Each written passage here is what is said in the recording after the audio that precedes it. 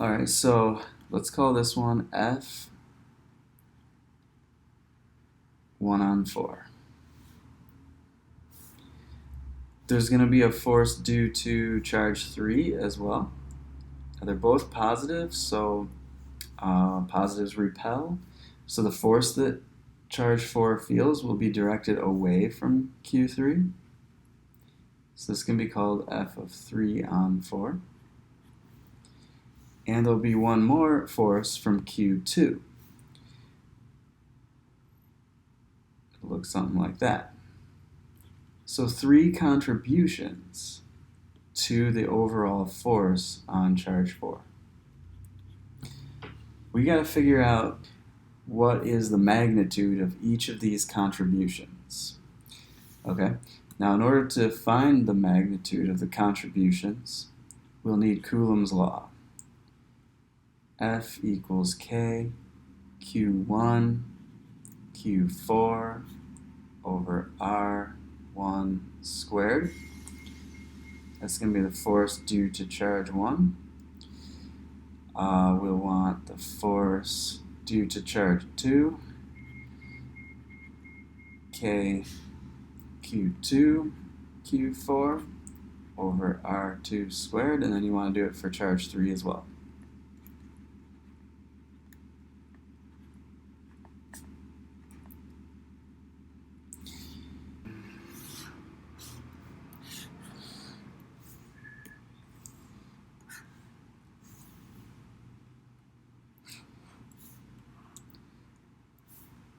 We're using Coulomb's law for each contribution. So we got to figure out how far away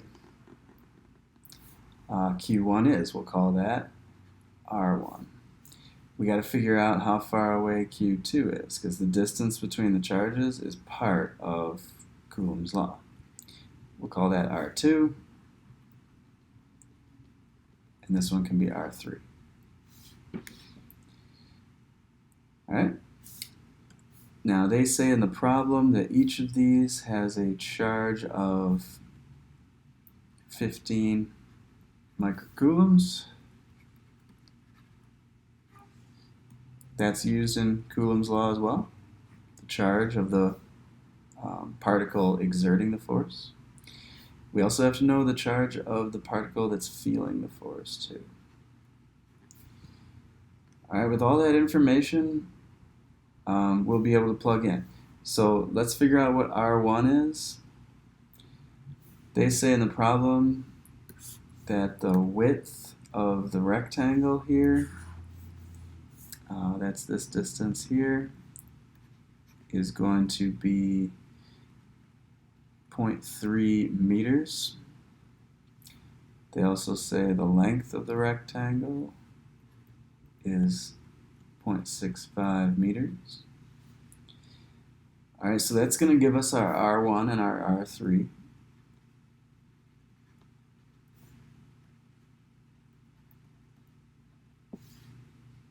Okay. Then you want to get R2 using Pythagorean theorem. Okay, that's going to be the square root of 0.65 squared plus 0.3 squared. Alright? So now you just want to plug in for your Coulomb's constant. We can just use 9 times 10 to the 9. Charge 1, 15 times 10 to the minus 6. Charge 4, same. Then we'll divide by the distance between 1 and 4, which is 0.3.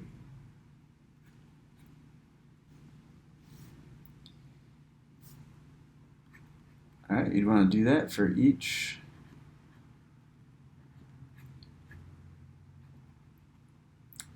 each combination of particles.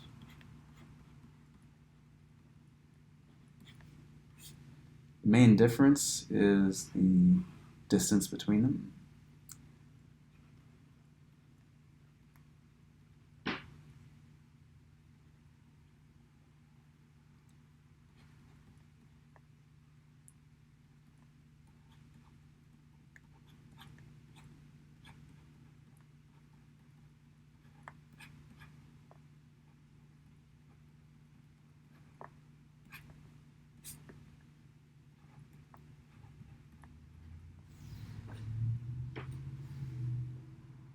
Okay, then you'd go on to calculate those magnitudes. Okay, this tells us that our F1 magnitude is 22.5 newtons.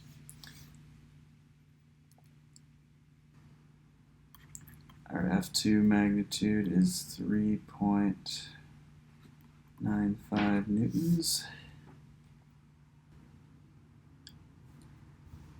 And our F3 is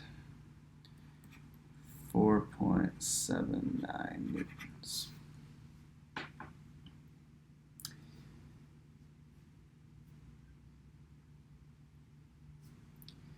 All right, one of the things you want to do next is find the standard position angles of each of those contributions. So I'm going to bring that charge 4 down here. And I want to show the contributions each of the other charges contribute. Okay. Now when we're finding standard position angles, we want to create an axis coordinate system of x and y, where the tail of the vectors is at the origin of it. And all that does is it tells us the positive x direction, okay, and then the positive y direction as well. When we measure angles of vectors, this is f of 3 on 4, f of 2 on 4, and f of 1 on 4. We want to measure from the positive x direction, so you start here. And then you measure your angle counterclockwise from that positive x direction and see how far you have to go until you hit the vector. So this is going to give us theta 3 in what's called standard position. So that's going to be 180 degrees for theta 3. Okay.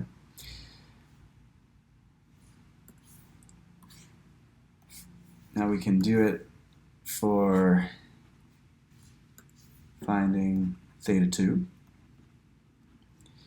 Same thing applies. You got your positive x direction. So you want to go all the way around until you hit that vector.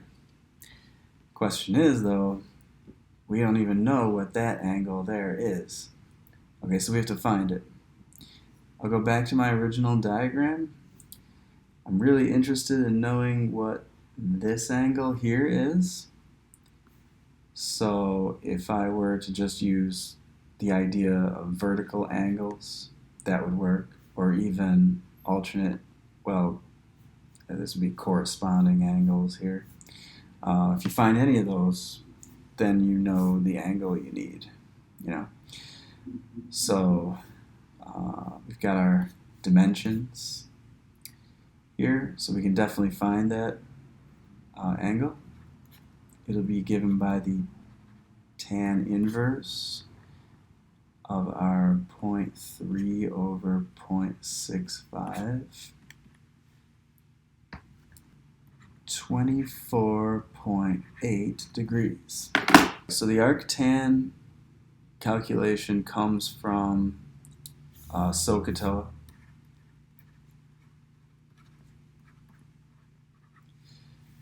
Where if we know an angle here and we know what the opposite and the adjacent are, we could set up a tan calculation where the tan of that angle equals the opposite over the adjacent.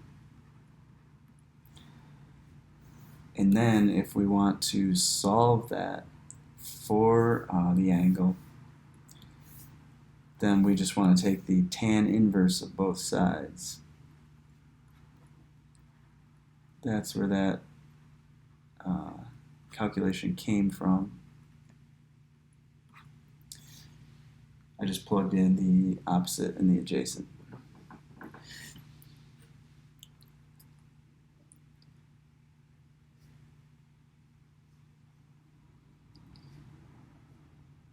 All right. Now that we know that this angle here is 24.8 degrees, we can add that to 180 to find that the theta 2 in standard position is actually 180 plus 24.8, which is 204.8 degrees. Okay. All right, then we can find our third angle.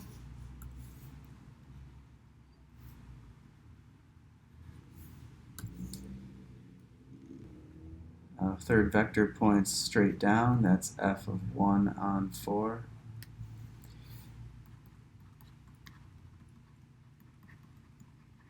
So let's go all the way around until we hit that vector. Theta 1 in standard, therefore, is 270. So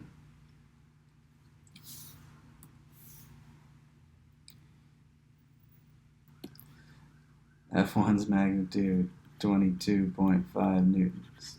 And the theta standard for it was 270 degrees. Okay. So we always have this formula.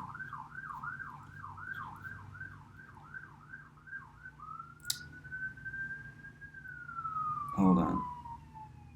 Ambulance.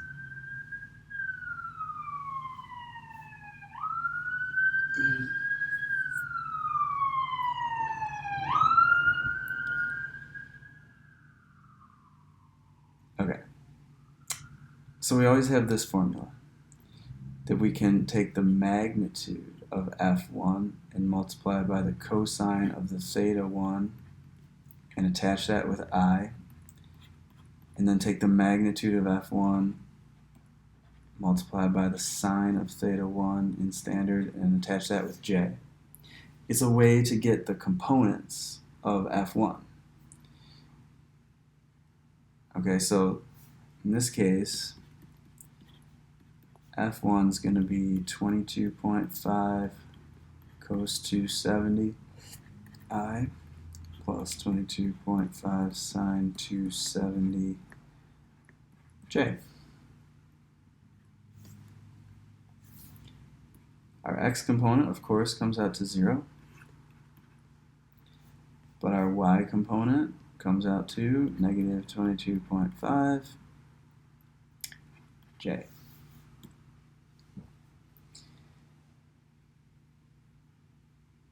Okay.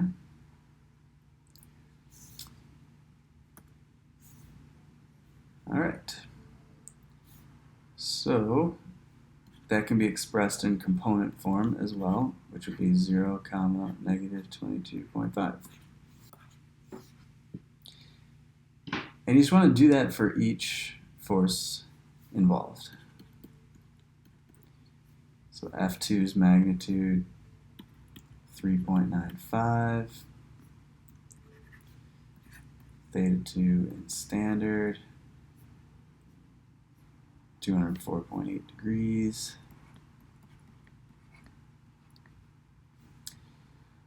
Therefore, the vector form of F2 will be 3.95 cos 204.8 I, 3.95 sine 204.8 J.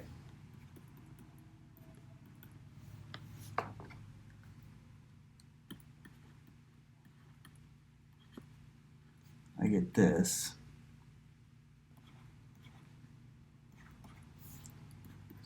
the component form will be negative 3.59, comma, negative 1.66. All right, and there's just one more to do.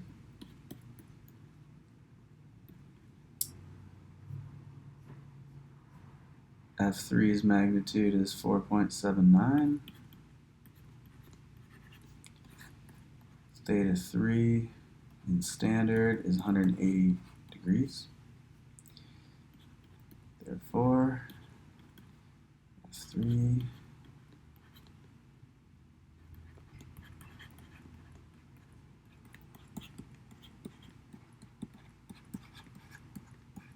get that.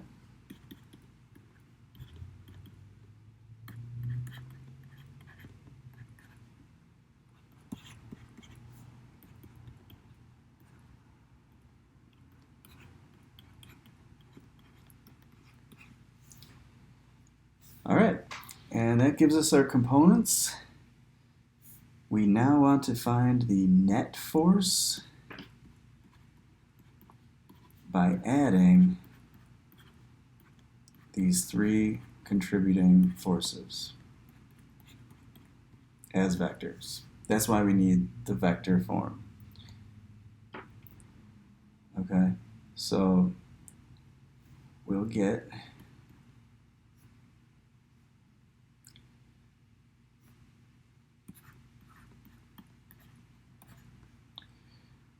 we'll have that for F1.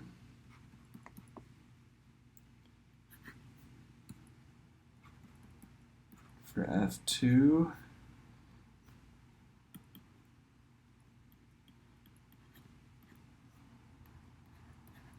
we'll have that.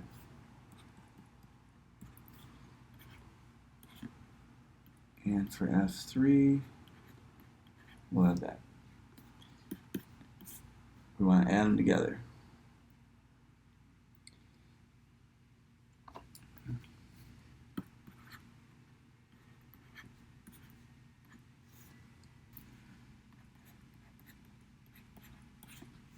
I get that. Okay.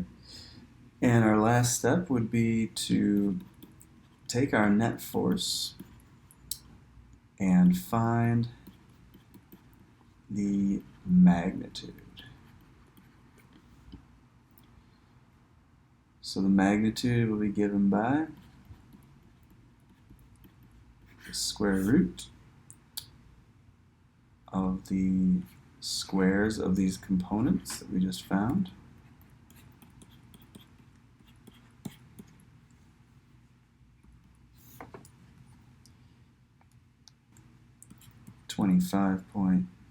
.6 or so newtons for the magnitude. And if we just draw a picture of our final net result,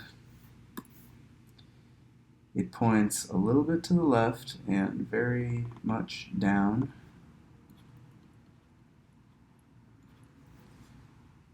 Okay, so we want the components of it and to use those to find the standard position angle.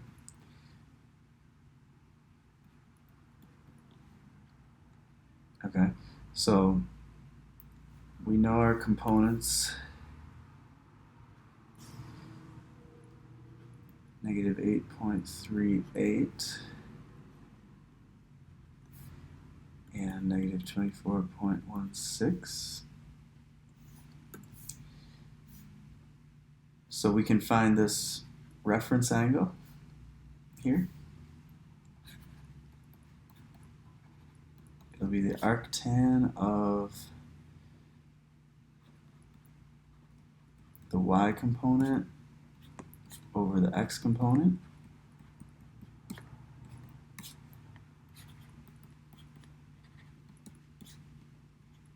So we want this.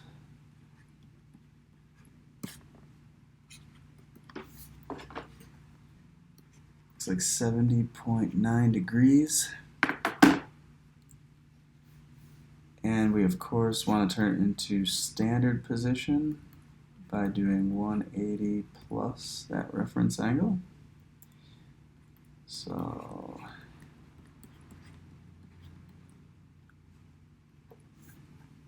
250.9 degrees, and that'll do it.